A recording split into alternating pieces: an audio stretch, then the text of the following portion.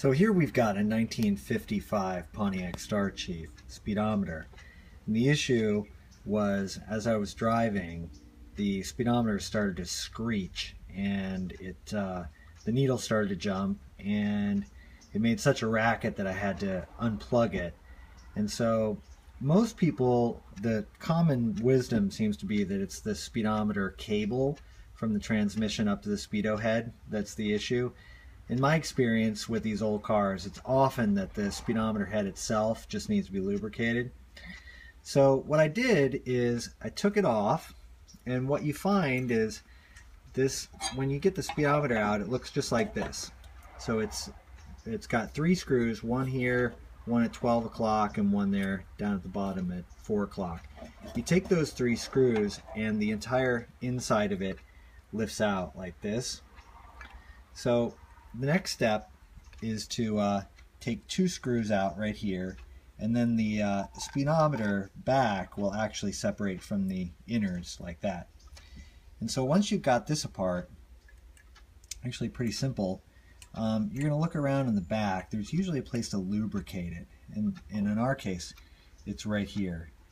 So what I did was I took one of these, and what you'll find in there is a little brass plug like that, just like that, and it's plugging that little hole. You pry that out of there with something like this. I just very gently kind of pried it out. It came out pretty easily. Once you get it out, there's a piece of felt inside, and you also can pry that out.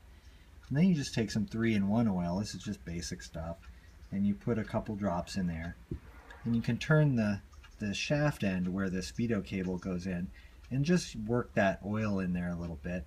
What I like to do is very carefully take this and I put it in my drill like this, and I just very gently tighten the drill down just enough that I can turn it, and then I run the drill up and let the oil work its way back and forth along the shaft.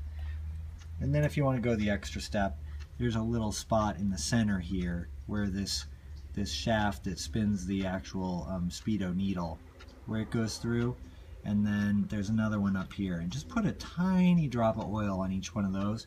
And then if you just want to take some white lithium grease, and you want to grease that that gear that drives the odometer.